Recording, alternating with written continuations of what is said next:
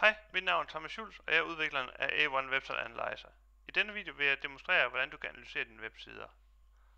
Normalvis er det blot at indtage sin webadresse her, og trykke på Start-Scan-knappen.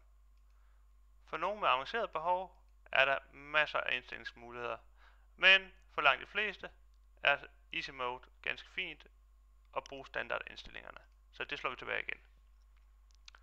Her har vi allerede scannet vores side, så vi hopper direkte videre til Analyze Website, hvor vi kan se alle dataene.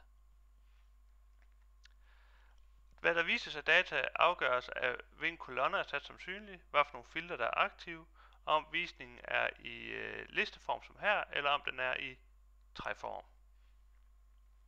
Hvis du for eksempel ønsker at se sideinformation som sidetitler, beskrivelser og overskrifter, kan vi blot gøre alle kolonner usynlige, og så for Extracted Content gør dem alle sammen synlige.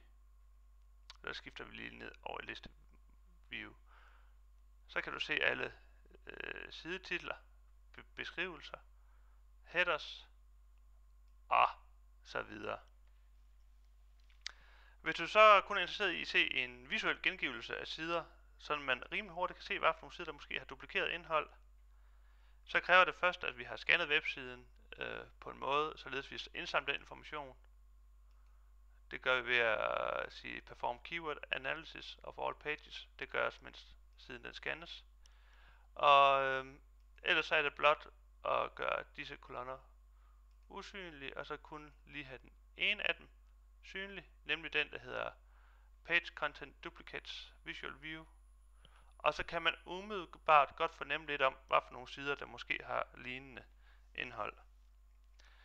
Der er også en række genveje til prædefinerede rapporter.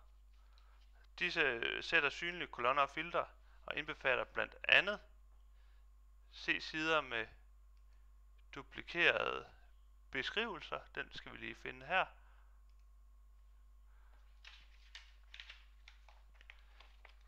Se sider med duplikerede overskrifter. Igen, vi kan se, den har grupperet dem, der har duplikeret overskrifter. Se sider med duplikerede titler. Og her kan vi så for eksempelvis snævre det lidt ind og sige, at vi ønsker kun at se duplikerede titler, der indeholder noget med Website Analyzer. Sådan.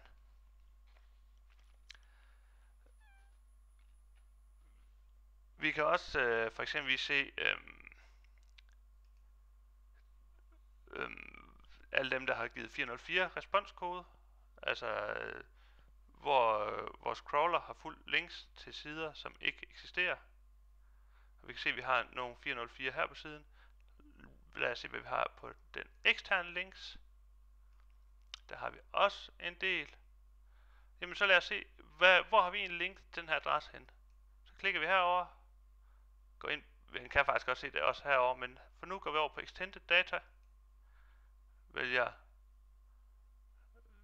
Link By. Og lad os prøve at gøre det her lidt større. Hvad kan vi så se? Vi kan se, hvad for to sider vi har linket til fra.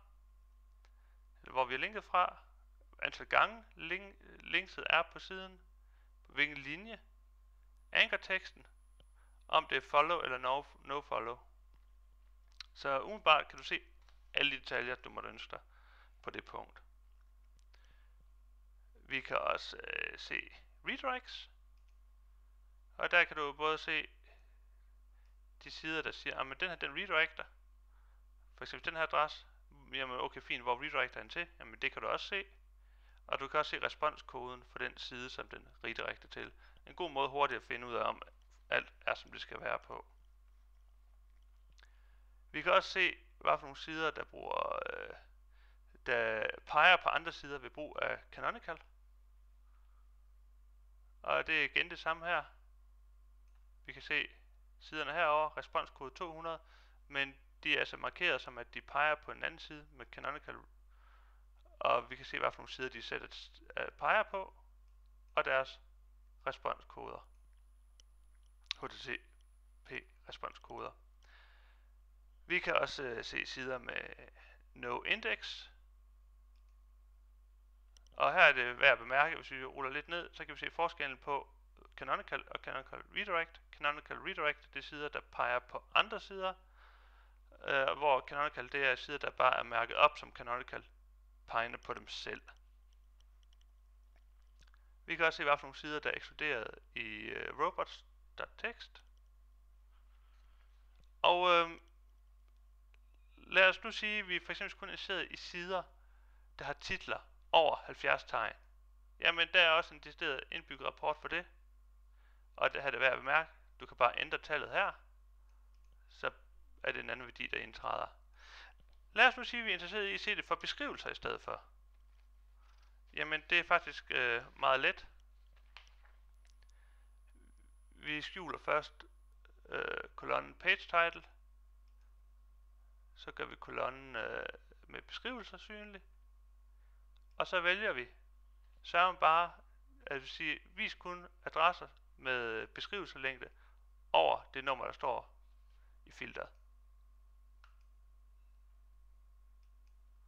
Nu drejer jeg min mus, det er typisk sådan der. Og igen, du kan bare indtaste en anden værdi her. Vi prøver lige taste 100 i stedet for. Og det er sjovt nok, at det er de samme, men det er jo heller ikke helt underligt. Lad os sige, at vi prøver 150, så ændrer det sig. Og det er altså en måde, hvorpå man rimelig hurtigt kan se ganske interessante ting, som man måske ønsker at rette op på. Nogle gange så har man måske også noget specifik kode, man ønsker at tjekke alle sider for. Det kunne være Google Analytics. Er det installeret på alle sider korrekt? Jamen, lad os da tage et kig efter det. Først gør vi alle kolonner usynlige. Så går vi ned i Extracted Content og siger Page Custom Searches.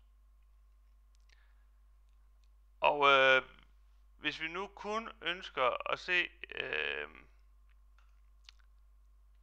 for de sider, som rent faktisk har Google Analytics installeret, og ikke også se sider, som ikke er Google Analytics installeret, jamen så indtaster vi da bare det, som vi har benævnt værende vores mønsterkode for Google Analytics, og så kan vi se alle de sider med Google Analytics installeret. Det er noget, man normalvis indstiller herover i Data Collection. Der er der en del prædefinerede mønstre, og man kan tilføje sin egen. Det er den måde, man kan søge efter kode og tekst på, som man selv bestemmer hvad er. Det kunne være Google Analytics, det kunne også være noget helt andet, man søger efter. For dem, som laver SEO, er der også en del værktøjer. Du kan gå ind under Page Keywords og analysere en række forskellige ting. Lige for nuværende, der er vi måske interesseret i at se noget på, vi har skrevet en guide for sitemaps, og vi er lige nødt til at enable kolonnen, der hedder noget med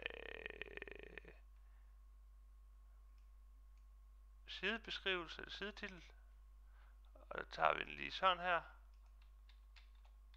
Og så skulle vi meget gerne have guiden her. Sådan. Og lad os prøve, og vi kan se, at den er blevet autoudfyldt heroppe i feltet her, så vi siger bare Analyze Active Address. Det er altså sådan en måde, hvorpå du kan se forskellige informationer omkring dine keywords. Det er også muligt at se ganske mange andre ting for SEO-analyse. Hvis vi lige et øjeblik fjerner filteret herover og siger vis kun side-URL'er og SEO-relevante datakolonner, jamen så kan vi se forskellige information, blandt andet hvor mange klik det tager at komme hen til en bestemt side fra roden af, hvor mange gange side er linket, og forskellige værdier for vigtigheden af siden. Det er en samlet score. Her der er den ligesom Google PageRank, den går fra 0 til 10. Og det udregnes lidt på samme måde, altså sider, som er linket meget, de giver mere værdi, når de linker videre. Og redirects, canonical, nofollow osv., alt sammen med i beregningen af det. Så der er også nogle muligheder der for at lave lidt SEO-analyse.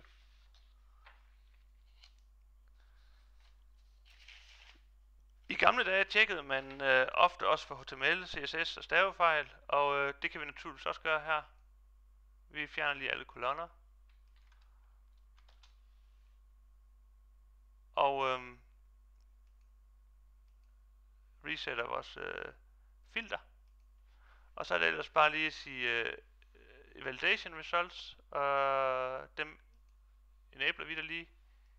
Og der kan vi så se, at vi har en del HTML-fejl og en del CSS-fejl og faktisk også stavefejl den side her. Det kan umiddelbart se, kan det virkelig være rigtigt? Men det kan det faktisk godt, for nu går vi ind og tjekker den her side yderligere for HTML-fejl, for at få nogle flere detaljer. Og der er så sket lidt siden vi scannede, det er hvad der sker. Men der er 113 fejl her, og det samme kan du gøre med CSS, og det samme er også muligt at gøre for stavefejl. Så man kan altså hurtigt få et overview af siden, og så begynde at dykke lidt ned på, hvor fejlen stammer fra. Og igen, for at have A1 Website Analyzer til at tjekke for HTML-fejl, det er en ting, man lige skal krydse af ind i Scan Website Data Collection. Men ja, umiddelbart at det er også værd at bemærke, at alle de data, du har set her, dem kan du eksportere til komma-separerede filer, som kan læses ind i Excel. Så det gør det relativt let at lave rapporter til klienter, eller fix disse ting lister. Og jeg tror umiddelbart faktisk, det er vi kommet ganske godt omkring de forskellige features i A1 Website Analyzer. Der er stadig mange, vi ikke har været omkring, men der er i hvert fald været en ganske udmærket introduktion til programmets funktioner. Hvis du har nogle spørgsmål, kan du altid e-mail eller ringe. Håber I tilføjer os på Google Plus eller andre sociale medier, og så vi ses der. Hej.